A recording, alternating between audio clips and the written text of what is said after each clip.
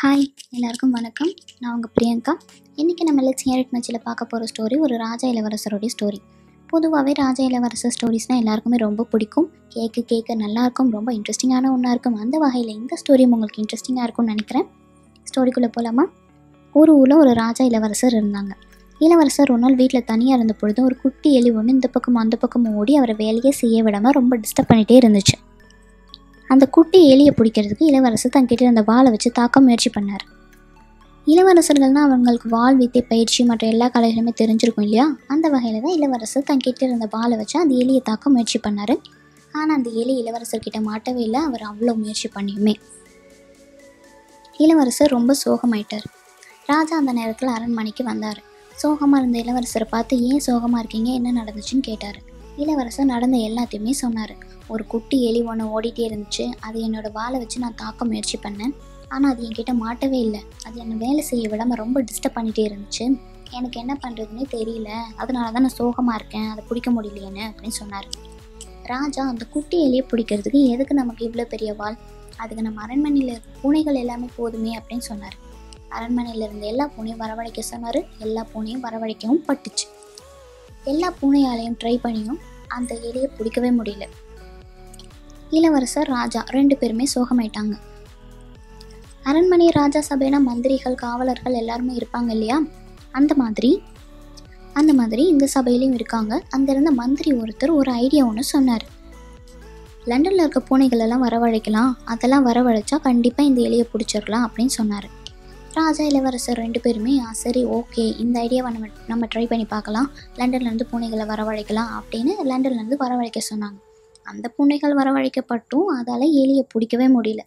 அரண்மனையில் இருந்த பூனையாலையும் பிடிக்க முடியல, லண்டனில் இருந்த பூனையாலையும் பிடிக்க முடியல. இங்கிருந்த காவலர்கள் அவங்களோட வாள்கள் எதாலையுமே அந்த எலியை பிடிக்கவே முடியல. ராஜா இளவரசர் 2 பேருமே ரொம்ப சோகமாயிட்டாங்க. அந்த நேரத்தில் வெளியில் நின்றுட்டு இருந்த காவலர் ஒருவர் உள்ளே வந்தார். உள்ளே வந்து, இந்த குட்டி எலியை பிடிக்கிறதுக்கா இவ்வளோ ட்ரை பண்ணிட்டு இருக்கீங்க, இதுக்கு என் வீட்டில் இருக்க ஒரு பூனையே போதுமே அப்படின்னு சொன்னார்.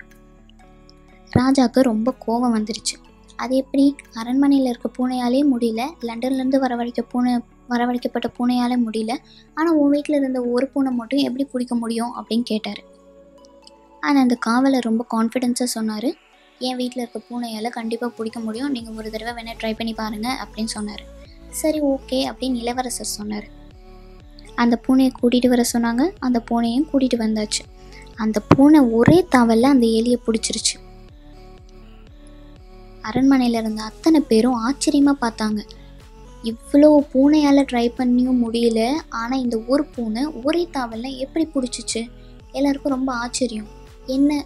எப்படி பிடிச்சிச்சுன்னு மைண்டில் எல்லாருக்கும் கொஸ்டின் ஓடிக்கிட்டே இருந்துச்சு. ஆனால் அந்த பூனை பிடிச்சி சாப்பிட்டே முடிச்சிருச்சு. இளவரசரும் ராஜாவும் அந்த காவலரை பார்த்து, எப்படி உன்னோட பூனையால் மட்டும் பிடிக்க முடிஞ்சிச்சு, இதில் ஏதாவது ரகசியம் இருக்கா அப்படின்னு கேட்டாங்க. அந்த காவலர் என்ன சொல்லியிருப்பாரு, இதில் ரகசியம்லாம் எதுவும் இல்லை, என் பூனை பசியில் இருந்துச்சு, ஆனால் அரண்மனையில் இருக்கிற பூனை லண்டனில் இருக்க பூனைலாம் நல்லா சாப்பிட்டுட்டு இருந்திருக்கும் டெய்லி. என் பூனை அப்படி கிடையாது, எப்பயாவது தான் அதுக்கு சாப்பாடு கிடைக்கும், பசியில் இருந்துச்சு, ஸோ ஈஸியாக அதால் பிடிச்சி சாப்பிட முடிஞ்சிச்சு, இதுதான் ரீசன் அப்படின்னு சொன்னார். இதுதான் நம்ம ஸ்டோரி. இந்த ஸ்டோரியிலேருந்து நமக்கு கிடைக்கிற மாரல் என்னென்னா, எந்த ஒரு விஷயத்தையும் நம்ம தேவையோடு அப்ரோச் பண்ணோன்னா, அதை பற்றி நினச்சிக்கிட்டே இருந்தோன்னா கண்டிப்பாக நம்மளால் அதை அட்டெயின் பண்ண முடியும். இந்த ஒரு பூனையால் அந்த எலியை எப்படி பிடிக்க முடிஞ்சிச்சு? ஏன்னா இந்த பூனை பசியில் இருந்துச்சு. அரண்மனையில் இருந்த பூனை லண்டன் பூனையால் ஏன் பிடிக்க முடியல? ஏன்னா அந்த பூனைகளுக்கு பசியே இல்லை, அவசியமும் இல்லை, தேவையும் இல்லை. இந்த ஸ்டோரியில் வர ரூல்ஸை நம்ம லைஃப்க்கும் அப்ளை பண்ணி பார்க்கலாம். எப்படின்னா, நமக்கான தேவையை நம்ம அட்டெயின் பண்ணுறதுக்கு full dedication, concentration, hard work எல்லாமே போட்டோன்னா, அந்த விஷயத்தை பற்றி நம்ம நினச்சிக்கிட்டே இருந்தோன்னா கண்டிப்பாக அந்த விஷயம் நிறைவேறும்.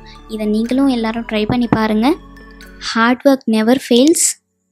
கூட கான்சன்ட்ரேஷன், டெடிகேஷன் 2மே சேர்த்துக்கோங்க. கண்டிப்பாக எல்லோரும் நினச்ச காரியமும் நிறைவேறும். Thank you, all the best. இந்த ஸ்டோரி உங்களுக்கு பிடிச்சிருக்குன்னு நினைக்கிறேன். நெக்ஸ்ட் ஸ்டோரியில் நம்ம மீட் பண்ணுவோம். அது வரைக்கும் stay home, stay safe. Thank you all. உங்களுக்கு இந்த ஸ்டோரி பிடிச்சிருந்தா லைக் பண்ணுங்கள், ஷேர் பண்ணுங்கள், கமெண்ட் பண்ணுங்கள், மறக்காமல் சப்ஸ்கிரைப் பண்ணிவிடுங்க.